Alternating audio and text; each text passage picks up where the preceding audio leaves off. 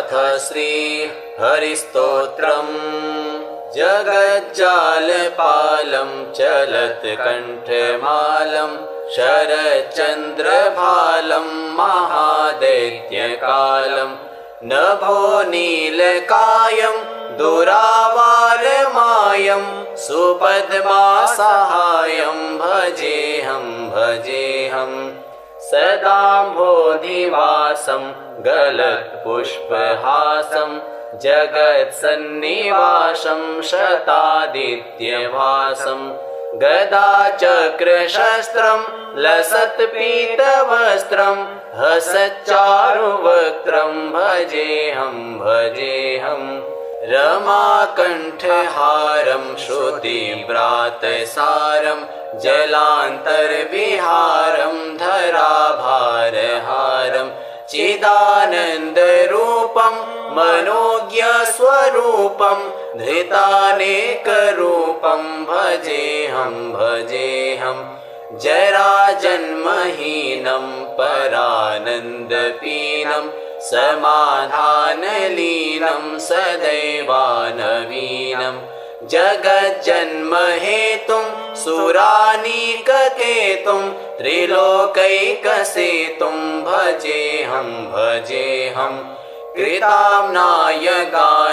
खगाधीशयानं विमुक्तेर्निदानं हरारातिमानं स्वभक्तानुकूलं जगद्वृक्षमूलं निरस्तार्थशूलं भजेऽहं समस्तामरेशं द्विरेफाभकेशं जगद्बिम्बलेशं हृदाकाशदेशं सदा दिव्यदेहं विमुक्ताखिलेहं सुवैकुण्ठगेहं भजेऽहं सुरालिबलिष्ठं त्रिलोकीवरिष्ठं गुरूणां गरिष्ठं स्वरूपैकनिष्ठं सदा युद्धधीरं महावीरवीरं महाबोधितीरं भजेऽहं रमावामभागं तलानग्रनागं कृताधीनयागं गतारागरागं मुनीन्द्रैः सुगीतं सुरैः सम्परीतं गुणौधैरधीतं भजेऽहं इदं यस्तु नित्यं समाधाय चित्तं पठेदष्टकं कण्ठहारं मुरारेः स विष्णोर्विशोकं ध्रुवं याति लोकं जराजन्मशोकं पुनर्विन्दते नो जगज्जालपालं चलत्कण्ठमालं शरच्चन्द्रभालं महादैत्यकालं नभो नीलकायं दुरावारमायं सुपद्मासहायं भजेऽहं सदाम्भोधिवासं गलत्पुष्पहासं जगत्सन्निवासं शतादित्यवासं गदाचक्रशस्त्रं लसत्पीतवस्त्रं हसच्चारुवक्त्रं भजेऽहं रमाकण्ठहारं श्रुतिव्रातसारं जलान्तर्विहारं धराभारहारं चिदानन्दरूपं मनोज्ञस्वरूपं धृतानेकरूपं भजेऽहं जराजन्महीनं परानन्दपीनं समाधानलीनं सदैवानवीनं जगज्जन्महेतुं सुरानीककेतुं त्रिलोकैकसेतुं भजेऽहं कृताम्नायगानं खगाधीशयानं विमुक्तेर्निदानं हरारातिमानं स्वभक्तानुकूलं जगद्वृक्षमूलं निरस्तार्थशूलं भजेऽहं समस्तामरेशं सर्वेशं द्विरेफाभकेशं जगद्बिम्बलेशं हृदाकाशदेशं सदा दिव्यदेहं विमुक्ताखिलेहं सुवैकुण्ठगेहं भजेऽहं भजेऽहं सुरालिबलिष्ठं त्रिलोकीवरिष्ठं गुरूणां गरिष्ठं स्वरूपैकनिष्ठं सदा युद्धधीरं महावीरवीरं महाबोधितीरं भजेऽहं भजेऽहं रमावामभागं तलानग्रनागं कृताधीनयागं गतारागरागं मुनीन्द्रैः सुगीतं सुरैः सम्परीतं गुणौधैरधीतं भजेऽहं भजेऽहम् इदं यस्तु नित्यं समाधाय चित्तं पठेदष्टकं कण्ठहारं मुरारेः स विष्णोर्विशोकं ध्रुवं याति लोकं जराजन्मशोकं पुनर्विन्दते नो जगज्जालपालं चलत्कण्ठमालं शरच्चन्द्रभालं महादैत्यकालं नभो नीलकायं दुरावारमायं सुपद्मासहायं भजेऽहं भजेऽहं सदाम्भोधिवासं गलत्पुष्पहासं जगत्सन्निवासं शतादित्यभासं गदाचक्रशस्त्रं लसत्पीतवस्त्रं हसच्चारुवक्त्रं भजेऽहं भजेऽहं रमाकण्ठहारं श्रुतिव्रातसारं जलान्तर्विहारं धराभारहारं चिदानन्दरूपं मनोज्ञस्वरूपं धृतानेकरूपं भजेऽहं भजेऽहं जराजन्महीनं परानन्दपीनं समाधानलीनं सदैवानवीनं जगज्जन्महेतुं सुरानीककेतुं त्रिलोकैकसेतुं भजेऽहं भजेऽहं कृताम्नायगानं खगाधीशयानं विमुक्तेर्निदानं हरारातिमानं स्वभक्तानुकूलं जगद्वृक्षमूलं निरस्तार्थशूलं भजेऽहं भजेऽहं समस्तामरेशं द्विरेफाभकेशं जगद्बिम्बलेशं हृदाकाशदेशं सदा दिव्यदेहं विमुक्ताखिलेऽहं सुवैकुण्ठगेहं भजेऽहं भजेऽहं सुरालिबलिष्ठं त्रिलोकीवरिष्ठं गुरूणां गरिष्ठं स्वरूपैकनिष्ठं सदा युद्धधीरं महावीरवीरं महाबोधितीरं भजेऽहं भजेऽहं रमावामभागं तलानग्रनागं कृताधीनयागं गतारागरागं मुनीन्द्रैः सुगीतं सुरैः सम्परीतं गुणौधैरधीतं भजेऽहं भजेऽहम् इदं यस्तु नित्यं समाधाय चित्तं पठेदष्टकं कण्ठहारं मुरारेः स विष्णोर्विशोकं ध्रुवं याति लोकं जराजन्मशोकं पुनर्विन्दते नो जगज्जालपालं चलत्कण्ठमालं शरच्चन्द्रभालं महादैत्यकालं नभो नीलकायं दुरावारमायं सुपद्मासहायं भजेऽहं भजेऽहं सदाम्भोधिवासं गलत्पुष्पहासं जगत्सन्निवासं शतादित्यभासं गदाचक्रशस्त्रं लसत्पीतवस्त्रं हसच्चारुवक्त्रं भजेऽहं भजेऽहं रमाकण्ठहारं श्रुतिव्रातसारं जलान्तर्विहारं धराभारहारं चिदानन्दरूपं मनोज्ञस्वरूपं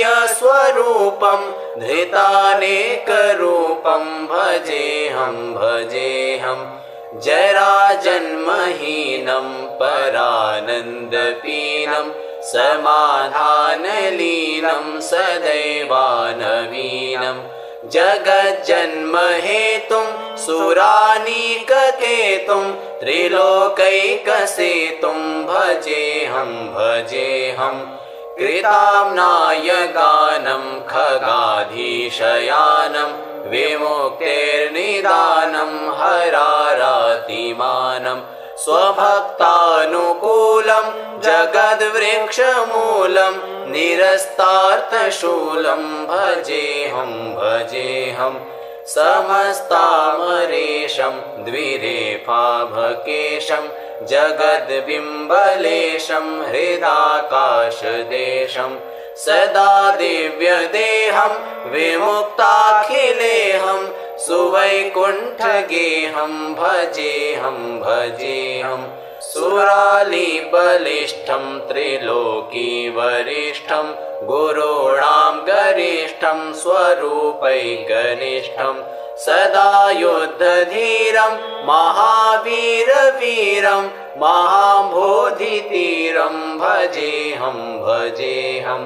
रमावामभागं तलानग्रनागं कृताधीनयागं गतारागरागं मुनीन्द्रैः सुगीतं सुरैः सम्परीतं गुणौधैरधीतं भजेऽहं भजेऽहम् इदं यस्तु नित्यं समाधाय चित्तं पठेदष्टकं कण्ठहारं मुरारेः स विष्णोर्विशोकं ध्रुवं याति लोकं जराजन्मशोकं पुनर्विन्दते नो जगज्जालपालं चलत्कण्ठमालं शरच्चन्द्रभालं महादैत्यकालं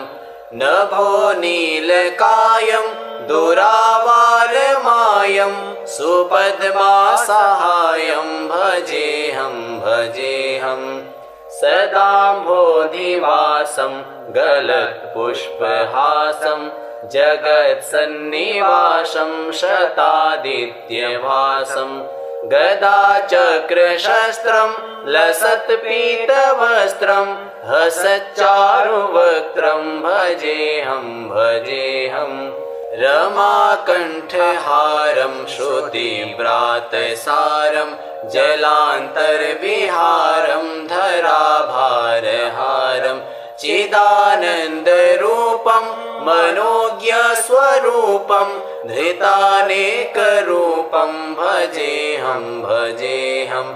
जराजन्महीनं परानन्दपीनं समाधानलीनं सदैवानवीनं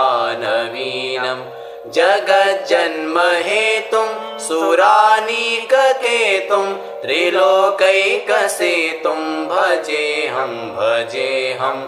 कृताम्नायगानं खगाधीशयानं विमुक्तेर्निदानं हरारातिमानं स्वभक्तानुकूलं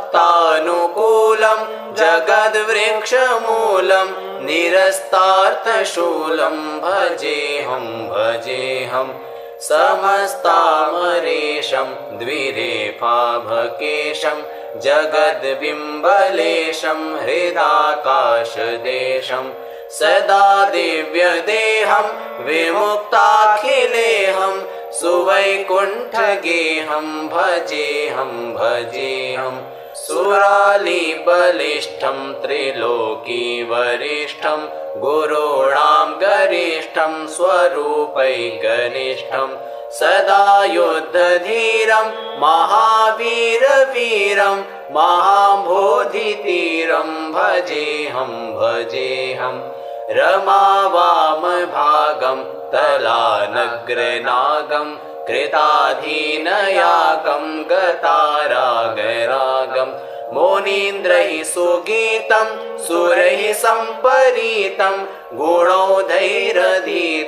भजेऽहं भजेऽहम्